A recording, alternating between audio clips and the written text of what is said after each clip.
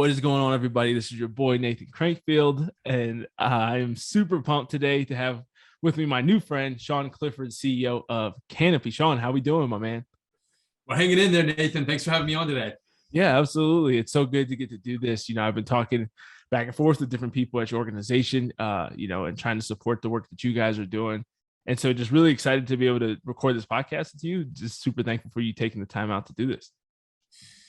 It's a tough topic, but an important one. So I'm very grateful for us to be in conversation today.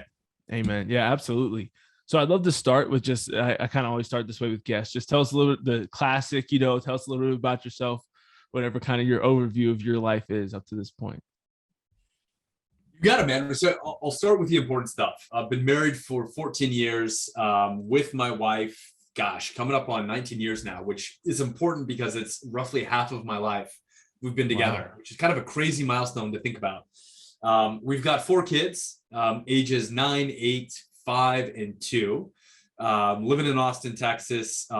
Life here is chaotic but amazing, and moving forward. As you briefly alluded, I run a tech company called Canopy that tries to deliver families an internet free of pornography. And it's such a strange story. Never in a million years, if you had pulled me aside 10 years ago and asked what I would spend my day doing 10 years from now, never in a million years thought it would be this topic. But along the way, I had kids. I started to see the ways in which our technology, which is amazing, and I'm very pro tech, we're shaping families in particular, and sometimes uplifting us and giving us opportunities to interact with family that lives far away, or educate us, or give us the encouragement in low points, but also delivering just like a pipeline of toxic content that pulls us away from that which we want to achieve in the world and the type of people that we want to be. And I looked at this and I was like, this is not going to go in a good direction. Sure hope we figure this out. And I went to business school, and while I was in business school, I had the chance to go out to California and do some projects there. And I was like, we are not figuring this out. And so when I wrapped up, I got a phone call from this amazing tech company in Israel. It was like, hey, do you want to change the world? Do you want to go try to help families figure this out, how we can live with tech well, without losing ourselves in the process? And I was like, heck yeah. So I jumped in. That was 4 years ago, raised around, started the company here in the United States, bringing the tech off to the races, all the highs and lows of startup life. And at long last, we're in the market trying to do good. So that was kind of a long-winded, rambly version, but hopefully sets us up. No, yeah, that was perfect. That's so awesome. And I love, you're exactly right. I think it's so interesting. Technology can be so good and can be so harmful. And, I'm somebody, I post a lot and do a lot of stuff on social media, both for seeking excellence, and really everything I do is for seeking excellence, but I also run my own personal Instagram. And we have one for seeking excellence that's separate. But I think, people ask me all the time, do you think we should stay engaged? Should I stay on social media? Should I be sharing about these difficult and challenging things, as we see we're losing the culture and the faith in so many ways? And I'm like, it's not for everybody, right? And you probably know this too.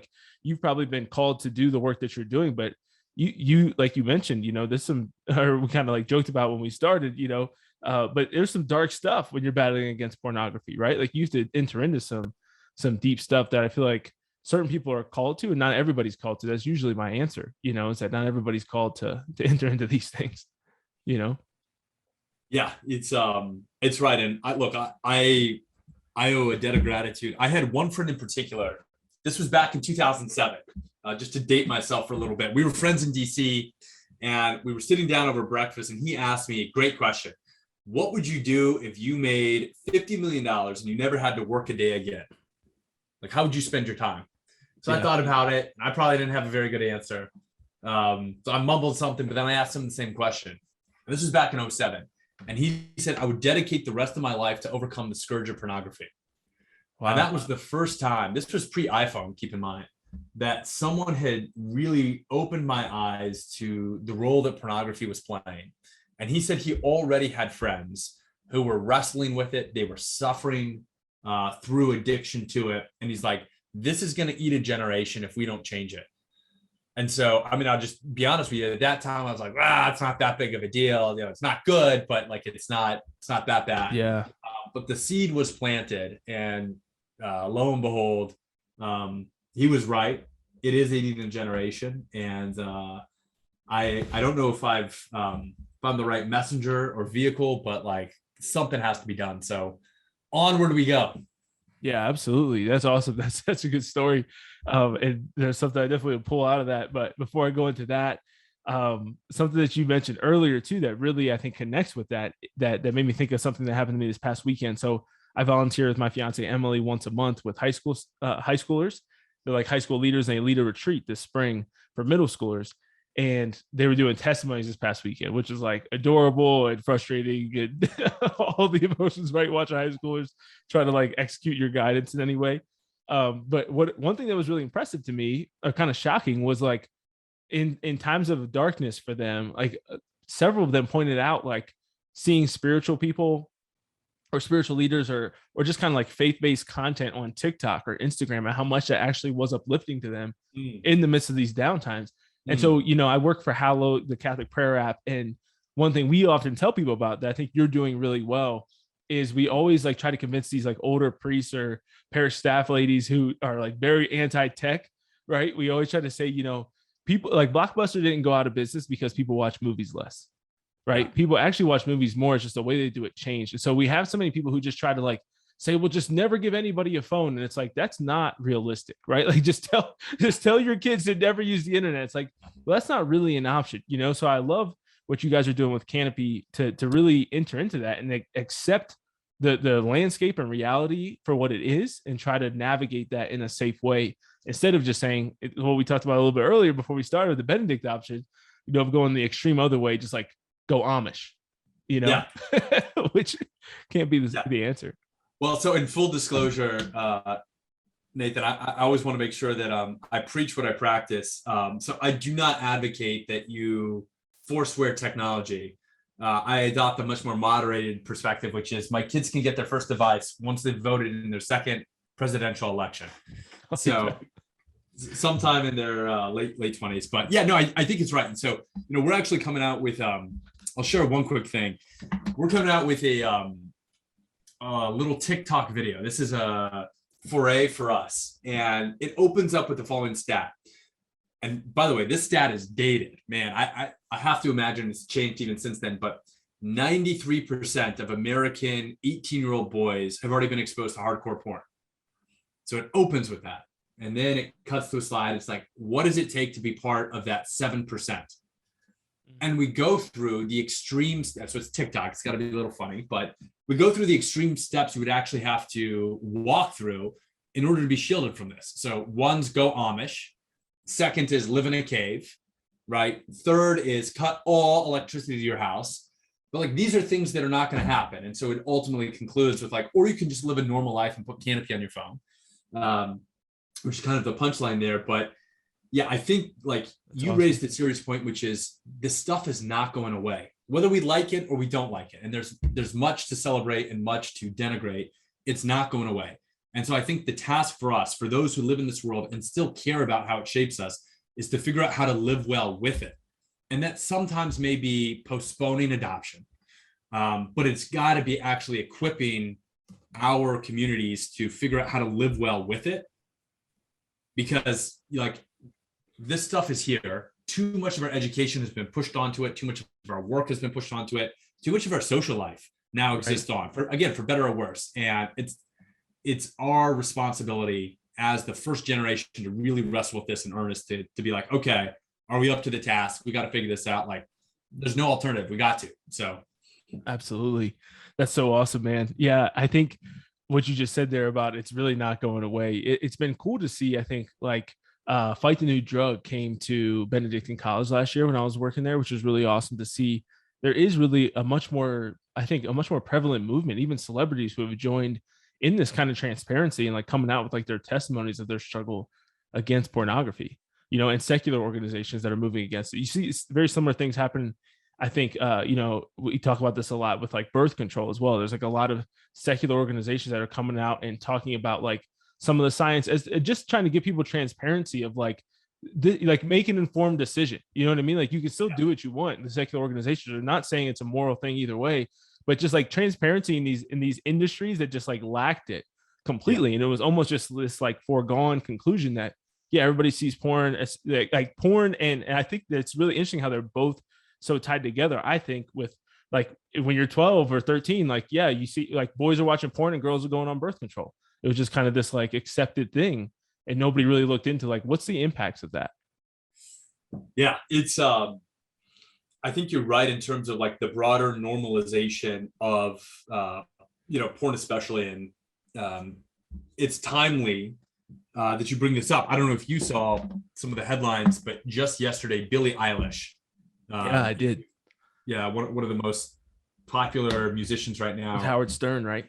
Yeah, and she came out and she said, "Porn destroyed my brain, and it devastated me, and it warped her imagination." She calls it a total disgrace. And here you have this, this woman, and like, look, if you listen to some of the song lyrics, um, I don't know the extent to which she's simpatico and all the things we're talking about, but like, you have a lot more voices of people from all backgrounds coming out and saying this is not okay. And just the one thing I'll say to kind of close out that thought is, with that story, I think you're going to have a lot of parents read that and they're going to be shocked. But you're like, what on earth happened to Billie Eilish? And I think you're going to have a lot of kids read it and be like, I'm not surprised. And Right. part of that gets to, there's a big chasm between how kids understand pornography today, new porn, right, which is different from old porn, and how parents do it. So for a lot of parents, they think porn's just like an old Playboy magazine, which is not great. Maybe it's misogynistic and like problematic, but like it's not gonna fry your brain. And new porn, which is defined by Pornhub, which completely is a whole different level of intensity, accessibility, quantity, and addictiveness. And that's like that's one thing. Like if anything comes out of this podcast, like I just hope people recognize we're dealing with a far more potent drug than existed 30 years ago, 20 years ago, even 10 years ago. Right. Yeah, it is. It is really wild. And I think, one thing I want to hit on there before we really start to talk about some of the effects and things like that, and you can feel free to utterly disregard this if you want, just a thought that came into my mind that I really want to highlight that I think is really important. I told you we get into everything here, so getting a little bit political for a moment. And you can feel free to disagree as well. I always invite that, but one thing I often talk about this. I have, just to give you some context, Sean, like my political journey, I was like super pro Obama, like registered as a Democrat at 18. I served in the military for 4 years, became more and more conservative as I was in the military. And now I consider myself kind of like a religious Christian conservative. But I'm not like super, super Republican, but I do generally hold like more conservative positions. But one thing that I always like stress the difference between, and I think I see this a lot when it comes to pornography issue, is I stress there's a difference a lot of times between conservatives and libertarians. And you see a lot of libertarians who now vote Republican, and it can be confusing to certain people because like if you ask like Matt Walsh and Michael Knowles and Ben Shapiro like their thoughts on like should pornography be illegal, Ben Shapiro, who's more libertarian, typically says that he doesn't think it should be illegal, where Matt Walsh and Michael Knowles would say that they would think it should be illegal. And I think that it can be a big difference. And I think one of the things that's really important in that, and one of the things that I think can penetrate even conservatives and even religious conservatives in that, is that kind of mindset you just talked about. It's not that big of a deal, and that we don't recognize like the cultural problem and the issue that it really springs out of, and I think that even just like putting restrictions on pornography websites, right? Like you have to enter in your birthday to go into they always use the example, you have to enter in your birthday to go to like jackdaniels.com, but a lot of pornography websites you don't even have to like even just falsify or lie about your age, right? Like there's no restrictions or kind of gateways to get into it. And so I just think that's one area. This is a big topic that I think is really, really problematic in our society, that I do think is a huge difference between like typical conservatism and libertarians. Um, the more like kind of just everybody do whatever they want Yeah. approach. Yeah, well, look, I think you put your finger on a divide on the right, with respect to how they treat this issue. And like, my sense is that The libertarian perspective with respect to porn is going to become increasingly untenable. And I'll just give you one case study. Like if you actually go back and do a survey of how libertarians have talked about drugs historically, and then you look at like the last 2 years when, I mean, I don't know if you've seen the stats on this, like opioid use is like through the roofs and Yeah. suicides or overdoses are just spiking. And it's just like unbelievably devastating how many people are dying in this country. They call them deaths of despair, from either suicide, but usually from overdoses of opioids. And like when that's happening, the libertarian argument that, hey, you should just be able to do whatever you want, is not finding as much traction or resonance among the population, Right. because people acting in their own free will and volition in a kind of broken culture are ending up in really bad places. And as a broader society, we're not okay with that. So that's the first thing I'll say. The second thing I'll say, even amongst libertarians, you'll find very few who think it's okay for kids to see porn. It's Right. like we could have a debate here. I'm like more than happy to jump into this about whether or not like a 25-year-old guy should be free to go on Pornhub and like look at it. So whether that should be legal, whether that's advised, and we can have that. Very, very few people, even among libertarians, are like, yeah, it's totally cool for an 8-year-old to go on Definitely. Pornhub and see what's on there. And so like that's the distinction that I want to make now. I think that we need to have a broader discussion about pornography, but I think the starting point has to be, we first have to make sure the kids aren't on it. And that's both Absolutely. because they're more formative, but like, again, my wife is a neuroscientist, and like she can attest to the fact that like when you're 8 years old and that prefrontal cortex is still coming along, first of all, that executive override is not necessarily where it will be 10 years from now. But secondly, when you experience certain things, it just shapes you at a deeper level Right. uh, in the developmental process. And so that's the thing that I'm most adamant about is like, look, I'll have that debate about whether you think porn should be fine and legal and advisable, but nobody thinks kids should be into this kind of stuff. I'm like, let's start there. Absolutely. Yeah, that's so real. And it's crazy. The thought you just gave me, even like with the debate within the 25-year-olds, it's like think of the warnings and things you have to put on like cartons of cigarettes, right? Or like obviously like drugs. I mean, we have a ton of distilleries here in Denver, right? And there's like all these things that they have to do, and it's like super sketch. And but there's like a lot of warnings and like specific things they have to do that you can see like on their windows and the way they have to like have the buildings. There's a ton of regulation over it, right? Even though it's legalized, it's very heavily regulated, where porn is the most addictive thing I think in our society, that like there's just like, there's no restrictions on that, right? Like there's very, very little regulations and oversight, even if you have the argument where you think that a 25-year-old should be able to indulge in that, it's like still we have no idea, or we don't really form people that have an informed decision making process where they actually understand the risk that they're undertaking and what impact this is going to have on their lives. Yeah. Yeah. I think that's a really good point. Both that we don't understand what this is, and where it leads. And I think that's just like, I'll give you one small example on that. Pornography can be very addictive. Not everyone who watches it is going to become an addict, but a lot of people do. And in order to get the same high, and you find this with heroin as well, you've got to intensify the experience. So you start off with just a little bit, but to get the same high next time, you got to go further out and further out. And there have been a multitude of studies that demonstrate you start off looking at what people would consider to be normal porn. And then within 2 years, if you keep at it, which most people do because it's addictive, you find your taste being drawn in very strange directions. And like Billie Eilish actually talked about this, She where did. Yeah, I was going to bring because of that up. this escalating aspect of pornography, like she got into BDSM and other stuff, which is what the brain demands. And like we can get into why the brain is wired to want novelty in this domain, but it is. And so I think first, people do not recognize when they sign up at the very outset where this thing can lead. It's not something that they are rationally opting into. And like if they did know that, like it's still like the outcomes are pretty problematic, potentially problematic enough that like I'm not sure we should look at decisions to kind of opt in as always well informed. Absolutely. Yeah, I'd love to go into that. So that's what I want to talk about next, is kind of like what are some of these effects? So let's do our best now, especially you leading the way because you're the expert. But what are some of these effects that people need to know about going into pornography? Because I think it's something that I think the church really fails people in, because a lot of times we talk about, obviously, I think it's almost implied, but we talk about the fact like watching pornography is a sin, masturbation is a sin. Like a lot of these things are bad for, like they're bad for your relationship with God.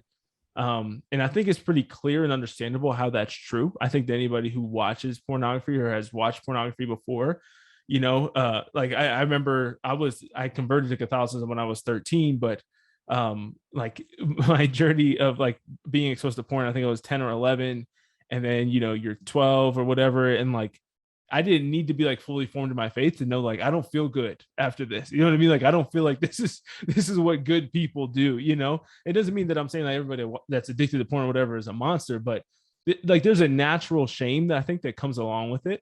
Yeah. From any type of like, if you have any type of like well-formed conscience, you know what I mean? Like even just like my baptism as a child or just like religion class, like I was like, this can't be good. You know what I mean? Like even my 11-year-old brain could like kind of process that like something's kind of wrong with this. But let's talk a little bit more about that, because I think we don't go into the weeds enough of like what are the actual negative impacts other than obviously the huge one that it separates you from Christ through sin. Yeah. So do you want to start with like the communal worldly impact or like the individual body and brain impact? Let's go individual first, and then we'll go out to communal. Okay. So a couple things to note, which I think are just important facts to establish, just so that people can put some of these facts into context. I spoke very briefly about the difference between new porn and old porn. Let me just break that down a little bit to add context to the conversation. For so many people, Playboy represents pornography. And this is in my mind, old porn. It was a static magazine that maybe had 12 images of naked women. And that was problematic. And Kanye West talked about like how much trouble he got into because his dad left Playboys hanging around the house. And so it was like, I'm not saying it's fine or good, but it was limited in its scope and limited in its ability to impact you. Still had that possibility, but the potency was less. New porn, on the other hand, is defined by Pornhub, the most popular, largest porn website in the world. And there's three things. The first is just the accessibility. It used to be that you had to work hard to find porn. Now you have to work hard to avoid it. Thanks to all of our smart devices, with just a couple button clicks at any time of day, anywhere in the world, at any trigger, you can just immediately log on and find pornography. So the accessibility has completely changed. You no longer have to have this embarrassing moment when you go to like the back of the VHS store behind like the creepy curtain and like ask for the stuff. So like it's removed that difficulty. The second thing that's important is the intensity. New porn, because instead of like a static image on a glossy magazine, it is HD videos, and there's infinite variety effectively.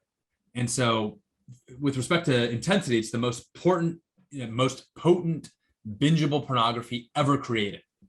And that has really important implications for the brain. And these things combined to the third thing, which is like, it's just much more addictive as a result. It's much more formative. Mm-hmm. So with that kind of landscape in mind, let me talk about what new porn is actually doing to our kids today. First, it's rewiring the brain. It's actually changing the way that the brain looks, both in terms of like, you can do fMRI scans right now of people watching porn and see what's going on in the brain. And guess what? It mimics a lot of the neurochemistry that exists in when addicts are using drugs. So it's like the first thing we now know. Right. But it's actually resulting in changes to the brain such that you can do a brain scan now, and someone who's been watching porn for 2 years, you actually can tell just from the brain scan that something's going on. There's been studies to demonstrate that it reduces the prefrontal cortex, which is the part of the brain that's kind of like the CEO, right? So you'll have reduced brain mass if you keep up this kind of activity. And so just like from a very physical, neurological level, you can see the difference. From a psychological level, it is completely shaping your sexual template, your understanding of what intimacy should be, what's normal, what's acceptable, and what actually gives you that impact in the brain that you should get when you're like with someone in an intimate, cherished, loving relationship. And so this results in everything from, look, huge number of guys under the age of 30 now have erectile dysfunction. And it's not because their pipes and biology don't work, it's because their brain has been warped in a way that it just does not, like, they need something weird in order to get to that same place. Also results in kind of divergent expectations, like guys that have been watching porn for a long time, much less likely to be happy in a stable monogamous relationship, much less likely to find their spouse attractive, much less likely to report that they actually have a good love life, even when they're in a committed marriage where like everything else should on paper be there for them. So whether you want to look at like the actual change to the brain, the psychological change, whether it's like shaping your perspective, or the like sociological impact, where if you've been watching this stuff, if you've seen like the average 18-year-old American boy who's been watching porn has seen 10,000 naked women by the time they turn 18, it's hard to go from that into a healthy, happy, monogamous relationship and just like flip the switch. And one of the damaging things is like, I talk to a lot of teenage boys who are like, come to us and like, hey, I'm struggling with something. But they think in their mind, I do this now, and someday when I get married, like I'll just stop. And like the sad thing is your brain doesn't work like that. It's like a battleship. Like you've got neuroplasticity. You can rewire your brain. That's the good news. The bad news is it's like a battleship. It takes time. You want to turn that thing, you can, but like just recognize it's going to take a while to get to the point where you can have a healthy brain again. Yeah, digging those tracks takes some serious effort and time. No, you're 100% right. And so, yeah, you covered a lot of great things there. I appreciate the way that you broke that down. I think, it's crazy to think about how different the lack of deterrence is. You mentioned that at the beginning of how you used to kind of have to go back. It was kind of embarrassing, right? Like to go and try to buy the nudie mag, or to go into the store that sold them, or you know what I mean, or buy them even at Walmart, or these public places. Like you had that kind of like natural deterrent to it, right?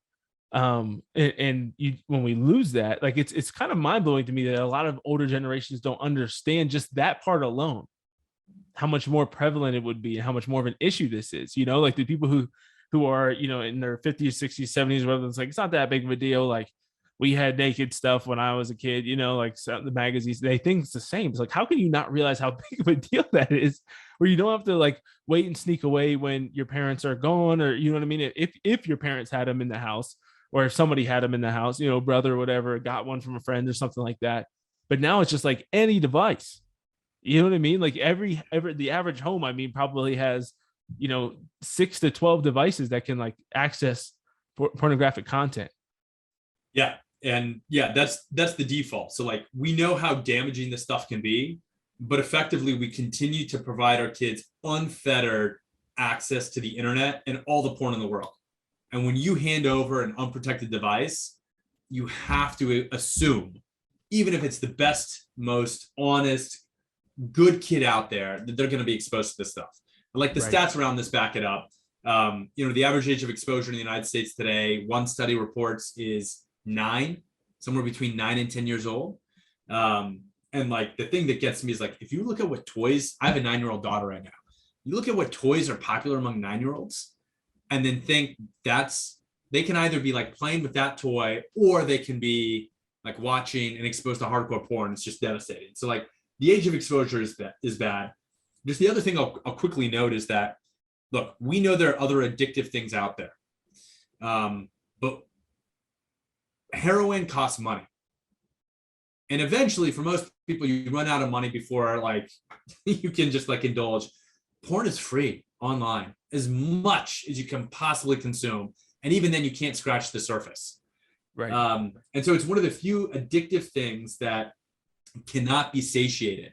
And since it's free and so available, you can consume it to the point that your brain changes in such a profound way, such that like most people run out of money before they get there with heroin or other addictive things. But porn, you can be like it's hard to be, we talk about like alcohol addiction, like which is real, but like it's hard to be a high functioning alcoholic. Porn, on the other hand, like can warp you, but the change can be much more subtle. Like you can be addicted for years and years before it outwardly manifests itself, which in some respects makes it even more insidious. For other addictions, like hard to hide that you're a meth addict. Right. Yeah. Which gives people a chance to intervene and like seek help and whatnot. This thing can fester inside and just like warp you in pretty profound ways before anyone even knows that you've taken that first step. Yeah, which is wild. And yeah, and so I think just the ability to hide it in that way too, that coupled with the deterrent obviously is going to be unbelievably impactful to the, just the prevalence of it and just the commonality of the addiction. I think it's crazy to think about. And then you also mentioned the intensity of it and just how much that increases. And I'd love to go a little bit deeper into why that is. You had kind of briefly mentioned why the brain kind of goes deeper and deeper into the intensity of it. And yeah, I think it is. So, I even remember like my friends and things like that when I was in middle school, and like I talked about, being first exposed to it sometime around there. I don't like remember, I don't have like a specific age, but I think it was somewhere between like 10 and 12. And I think, I think back to like a lot of these my friends and stuff, like it like started with just like simple curiosity, and like somebody had exposed it to them, and it's like you have this kind of curiosity because nobody's talked to you about any of this stuff, and so you just kind of want to like learn, right? And you're just kind of like, watching stuff just to kind of learn, which is really twisted and messed up, obviously, but you can have like compassion for somebody who's that young and that misguided and is exposed to something that's completely abnormal and confusing and all this stuff, and they're just trying to like understand it, and how that grows into this, like Billie Eilish mentioned, getting to just like a lot of violent stuff that goes on there, which also leads, I mean, this is something Fight the New Drug talks about a lot, into so much in the sex trafficking industry as well, and just the support and like the ties between those two industries is really heartbreaking as well.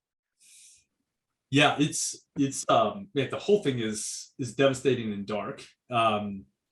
Look, a couple quick things I'll say. The first is like there's one study I actually read this week which said that the age of first exposure, like the younger you are, the more likely as a boy, if you're exposed younger as a boy, the more likely when you're a man you are to try and dominate women in sexual relationships. Like there's a direct correlation there. So and it plays itself out in so many twisted ways like that. Let me jump in though to your question about the intensity of it. So there's actually something called the Coolidge effect, which is named after President Calvin Coolidge. It's kind of a funny story how this came to be a psychological term, worth looking up offline sometime. But the Coolidge effect basically is the psychological term to describe that our brain craves novelty, especially in like the sexual realm. So like certain stimulation, sexual stimulation, novelty counts for a lot. And that's like the animal side of us. And this is the same in like most mammals. But since that's kind of hardwired into us, when you are exposed to infinite pornography, which effectively comes with high-speed internet in a way that doesn't come with Playboy, you can satiate that. You can just like go to the next video and the next video and the next video. And that capability is what unlocks this like dopamine escalation circuit where to get the same high, you got to do something more extreme and more extreme and more extreme. And that's been part of our nature for a long time, Nathan, but it's only recently when we've had the ability to satiate it, thanks to like the infinite variety that's out there, that it's really started to have a profound impact on the brain. I'll give you one example, not to get too dark into this, but if you go to the largest porn site out there today and you look at the most popular 100 videos from the last year, over 50% of them involve like incestual relationships, like stepmom and son, or like stepdad and stepdaughter. Like it is messed up. And you have to ask yourself, like, what on earth is going on? What accounts for like this strange stuff? And this is like among, I mean, it's going to sound weird, but like this is among the more mainstream porn sites out there. This is not one of the like weird esoteric ones. And that fact can be explained by the brain seeks novelty. You got to find something different and weird and taboo and new every time you go. because you get bored and tired of the old stuff. And so the intensity of the experience and the variety of it drives people in directions that they themselves never would have anticipated years ago or even months ago. But it's just the way the system's working out. Yeah, that is really interesting to think of it in those terms of, yeah, it just what's obviously and objectively becoming more and more popular, especially because a lot of people who visit those sites obviously are going to be the people who are more addicted and have been in this, cycle for years, and just how it escalates is, yeah, it is really dark. It's really sad. It's really unfortunate to think about so many people who just find themselves in this kind of like state of denial that I feel like commonly accompanies it, and there's almost been this like desensitization. Not almost, there has been a desensitization really since the beginning of the sexual revolution for all of these things, right? But I mean, you have there are schools across the country now, especially in places like California, New York, where they push all kinds of crazy stuff, but including like teachers either in libraries or at public schools, like teaching that masturbation is healthy and that it's necessary, and all of these things to young kids, to kids who are not even in middle school yet or are in middle school. And when you think about how much, we always talk about how like the devil's greatest trick is making you think that he doesn't exist, right? And that's kind of like, yeah, and that's kind of been the thing with this, is like when you remove the stigma, you lose a lot of this. And there's almost I forget who I was reading. I don't know if it was Fulton Sheen, somebody recently, where it was a quote about how there is like shame can be good sometimes. And we try to act like we should never experience any of it. But like sometimes it's good to have like a healthy sense of shame when you do shameful things, And so what do you think about like kind of the culture just move to, destigmatize these types of things, and how that's kind of affected all of it? And how we can fight against it. It's such a good question, in part because I think one of the reasons this issue, which I think is far more prevalent than most people realize, remains underreported, is the element of shame. There are so many, and like I can tell you stories. When I was raising around to try and get this company off the ground, I'd be in a venture capital firm's fancy office. I would do my presentation, I would take questions, and then meeting would end, and like most people would file out. And I'd be sitting there, and usually one guy would stick around, and he's like, I've been addicted for like 10 years and I can't escape it. And didn't bring it up during the meeting because like there's a shame to addiction overall. It seems to be especially deep on this issue. So that's tough. And you put your finger on a tension, which is you want to alleviate shame. I don't think shame is a constructive force here, but at the same time, you don't want to normalize an activity and suggest that it's okay. Right. And that is a tricky thing to do. And so I think that's one of the tasks before us. I think you're starting to see, look, we live in a hypersexualized culture, number one. And so there are many things that are on primetime television that would have been considered porn or soft porn like a generation ago. Right. Or just go scroll through any random TikTok or Instagram feed, and like you will not see any shortage of provocative images. So like it's hard to say that's okay, but then this next incremental step is not. So that's just like one of the challenges that we have to confront. I think we also have the challenge of we have a culture that effectively tees up instant gratification and celebrates titillation, right? The infinite scroll and these endless feeds effectively reward your desire for like just another hit and another hit and another hit. So those are two big things we got to tackle separately. But on the question of like how we speak about this, I think one of the most promising things is that the public health community is really starting to pay attention and talk about this issue. And one of the reasons I think that's helpful is like the traditional opponents of pornography have been making moral arguments, and they're coming primarily from religious backgrounds. And I think there's an incredibly important role for that, in part because if you want to shape hearts and minds, like oftentimes that's where it's coming from. But the thing that the public health community can do is they can break up the trench warfare that exists on this. And so like if you go to any crowd and you say abortion, both sides retreat to the respective corners. They've heard all of the arguments. You're not going to persuade them. very hard to persuade people on some of these topics. Porn's literally the same way. But when you have a new surprising voice enter the field and make an argument that you weren't expecting, that's when you have a chance to kind of shift things. And so I look at like the pediatric expert at Harvard who's coming out and is like, yeah, this is destroying a kid in a really profound way. You guys should stop. And this should be part of what pediatricians are talking to parents about when their kids turn 10, which is the age of exposure. When you have feminists who are coming out of the Me Too movement and they're like, shoot, maybe pornography is like actually a bad thing. Maybe it's like facilitating a lot of this misogynistic, disgusting behavior that results in the kind of abuses that we saw. When you have these voices from unexpected places coming out and actually agreeing with their traditional opponents about it, that to me, I think is a moment where you're going to have an opportunity to redefine how this issue is viewed, coupled with this last thing, which I think could be the game changer, which is really sad, but also I think represents some hope. You now have more and more individuals who know someone personally that has suffered tremendously as a result of porn. Whereas it used to be like maybe you could like name 1 out of 10, like that fraction is shrinking. Right. The number of people that I know who've gotten divorced and they cite pornography, I mean, it's double digits, right? Wow. The number of parents that I've spoken with, and look, self-selection. I run this company, so like people come to me. Sure. Yeah, you're gonna have a little bit higher. It's like a lot of parents are like, I had no idea. And my kid is now 12 and they've been watching this for 2 years. What do I do?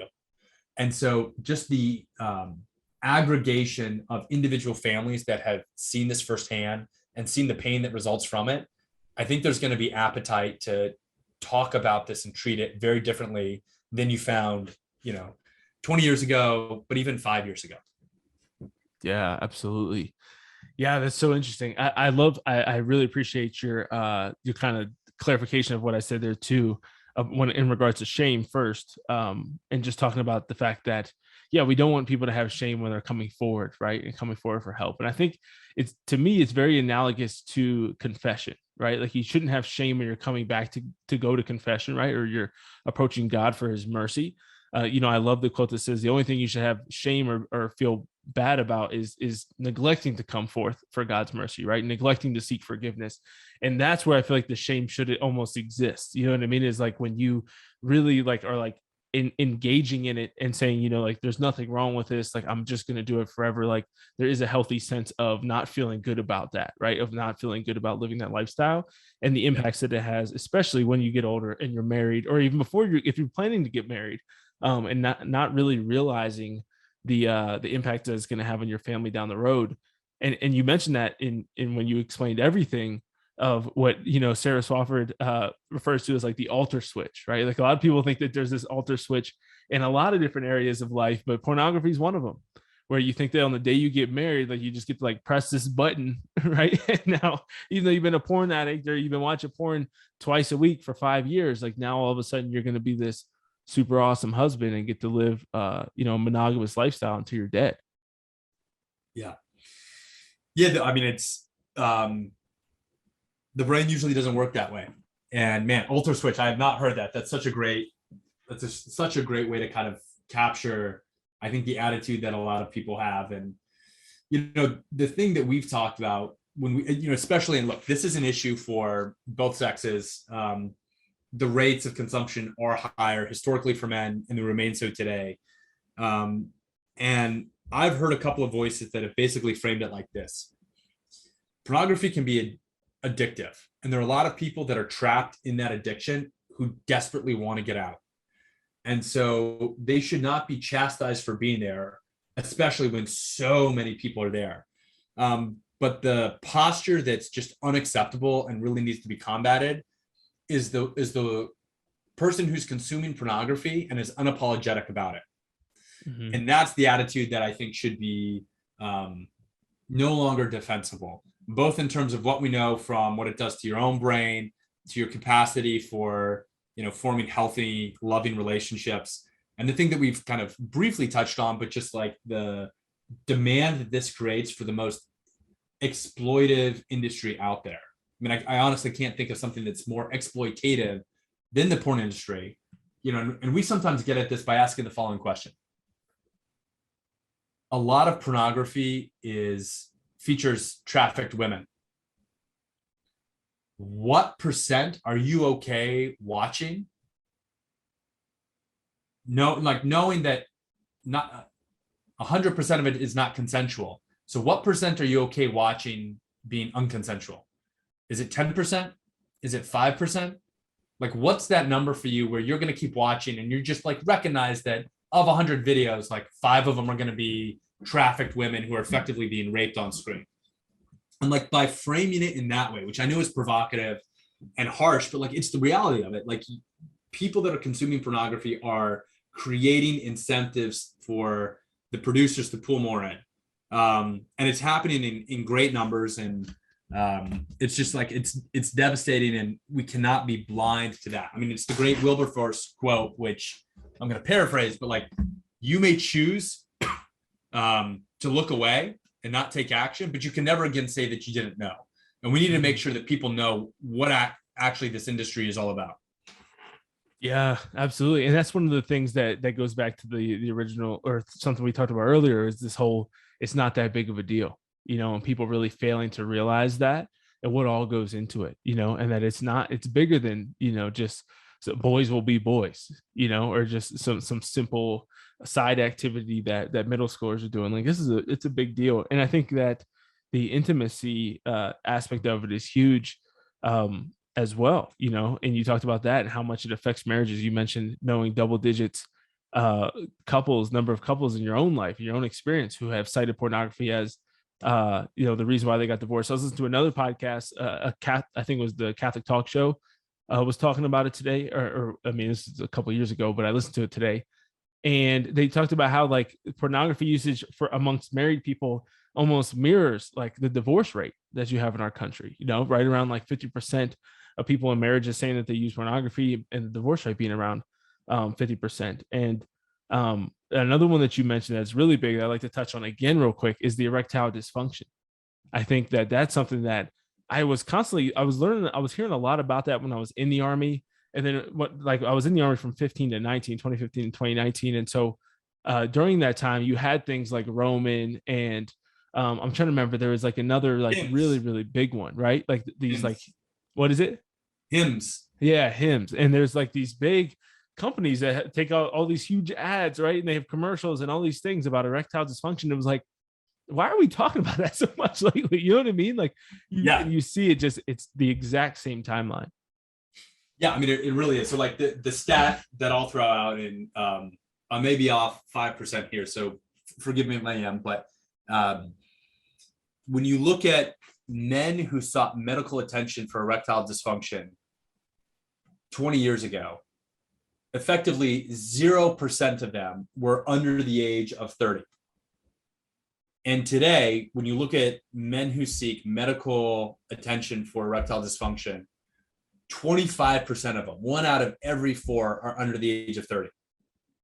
And wow, this is completely attributed to pornography. And it's not like traditional, like Viagra helps if the pipes aren't working, right? It's a biological issue. As you age, things happen. The new form of erectile dysfunction is psychological. It's that your brain has wired in expectations of what it needs, and that's the primary cause. And so that it's a real thing. I mean, and this is, I had a friend joke with me that like, here I am when we're out on the fundraising trail, like pounding the pavement, trying to raise around to like get rid of pornography. And if we had instead offered like a Band-Aid to the symptom of erectile dysfunction associated to it, we would have raised 10 times as much money, because the market is massive and whatnot, which is sad on many levels, but is a testament to the fact that this is real and it's happening and more people are aware of it. But it's still kind of below the surface. And so, yeah, I'll share one more anecdote on that. One of my friends is involved with a Christian mentorship group and attended one of their summer camps. He was a camp counselor there. And while there, he overheard a conversation. I want to be very clear. He didn't initiate it. He wasn't bringing this up, but he overheard a conversation of these high school kids talking about this. And 1 out of 5 self-disclosed that they had ED. And these are like 17 and 18-year-old boys. And my friend says he doesn't think that's uncommon, either in terms of like them actually suffering through this issue or in terms of younger guys talking about this, because it has become such a normalized part of American adolescence, which is devastating. But like, it's just the air that they're in and like the water that they swim in, which is just terrifying. And so we shouldn't be surprised that like the most severe impacts of this, such as ED, arise. And look, even as I say this, Nathan, I'm sure a lot of people are going to be rolling their eyes and thinking this is scare tactics from a guy who wants to sell something. But I've talked to too many people that deal with American teenage boys in particular, whether they're coaches or youth pastors or counselors, to know that like this is something that's happening at scale and like it's not moving in the right direction. Absolutely. No, that's really big. I appreciate it. I think it has been probably not our most uplifting episode ever, but a very needed one. And so thank you so much for sharing all of that. But I want to, be mindful of your time here. But just can you talk to us a little bit more about like the details of like what Canopy does, how it can help, and any other advice you have for somebody who might be out there who's addicted to pornography or knows somebody who is? Absolutely. So look, Canopy is a cutting edge tech solution. We're the only tool out there that can scan internet traffic in real time, identify pornography, and block it before it hits your screen. The net effect of that is that we can block new porn sites that were created 10 minutes ago, even if they've never been scanned or categorized before. You can't access that with our software, number one. Number two, we can filter with insights. So much of the internet is now gray. It used to be black and white, now it's all gray. And so whether it's Twitter or Reddit, which does have redeeming content and also has really problematic content, we can filter out the bad within those sites. So you don't have to make the decision of an all or nothing approach. So that's the second thing. The third thing is we've gone to great lengths to really lock the back doors to make sure that you can't just skirt this in a way that regrettably is very easy to skirt other filters that are out there. Filter that you can get around easily is not a very good filter. So our hope and our primary use case is a parent would install this on their kid's first device to make sure that they can get the good of the internet without the bad. So that's a little bit about what we actually do. The how to me is really exciting. We're leveraging cutting edge Israeli tech.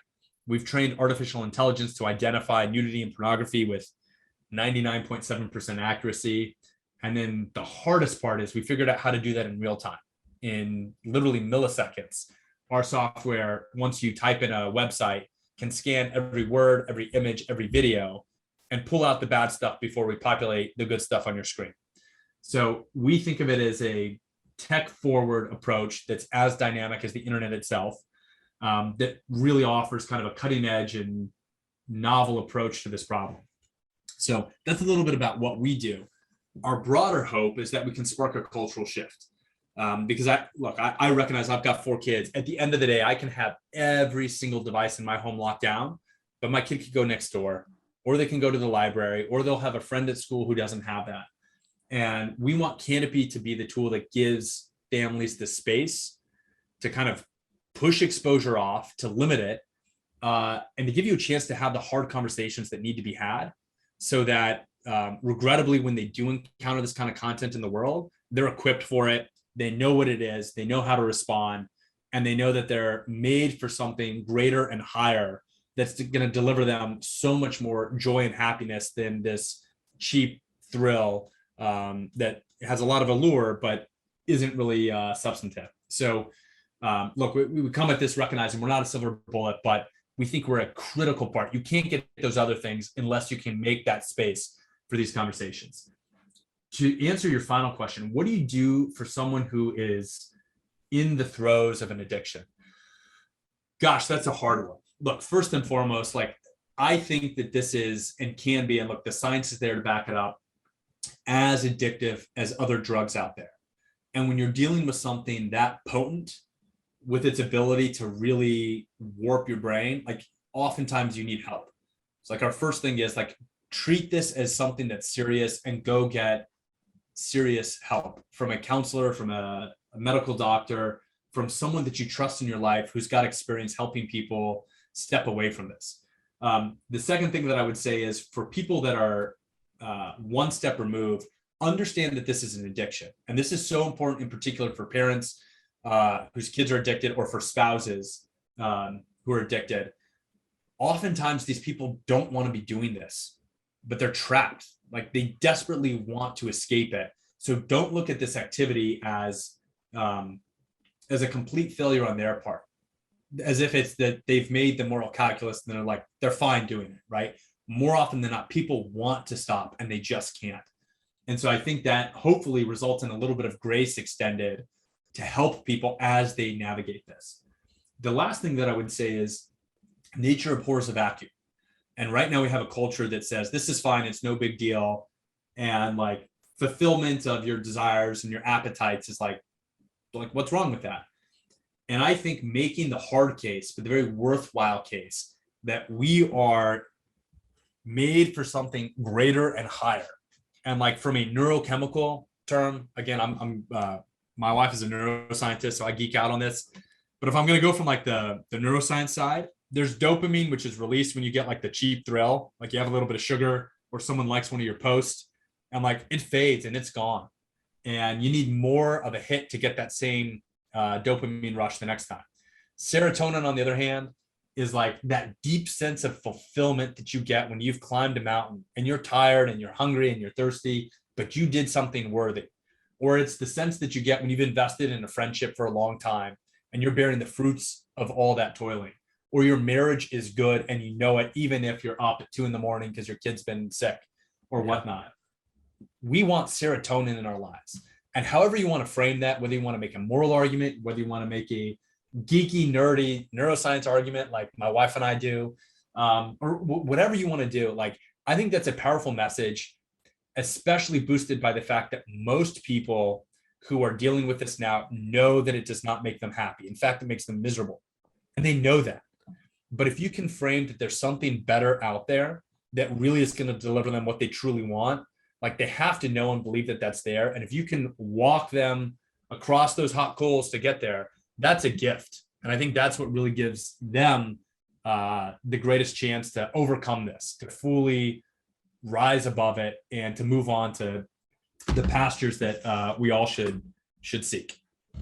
Absolutely. That's a beautiful closing. That's great. That's great practical advice for everybody out there who's kind of going through this or know somebody who is, which is basically all of us. I think we all at least probably are within contact or somebody in our circle at this point.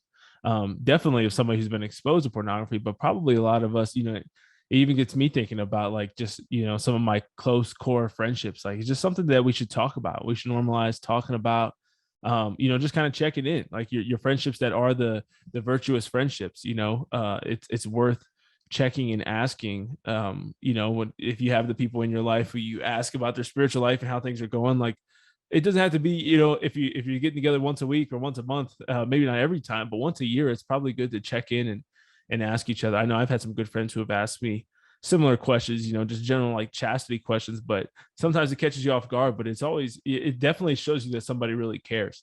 And so it can be daunting, I think, to ask somebody about that, but it is really an encouragement to the person being asked that this person genuinely cares about me and they're willing to be a little awkward and a little forward in order to really check in. Yeah. And like you hit the nail on the head. This stuff is awkward. Like it is going to be awkward and uncomfortable. But it is worth it, right? The opportunity both to convey to someone that like you care enough to like move through that awkwardness. Yeah. And that friendship is important enough, and like them getting the good thing that they actually want is important enough to like wade through it.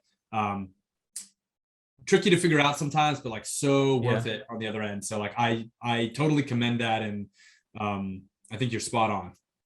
Absolutely. Awesome, man.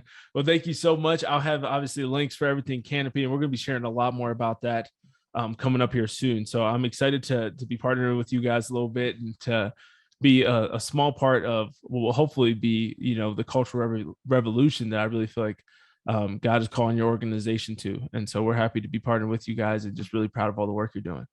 We are so grateful, Nathan. This is like a big, big project. And one of my favorite quotes is ask not for a lighter load, but for broader shoulders. And I've since come to learn that's both that we should ourselves have broader shoulders, but we should also find other people with those broad shoulders to like bear the weight with us and like push forward on the important thing that needs to be done. So thank Yes. you for lending your shoulders to this fight. And I'm hopeful. I know like it's a dark conversation. This stuff is weighty and heavy. But like we have, I think, a real chance, both on the technological side and the cultural side, to move forward and get us past this.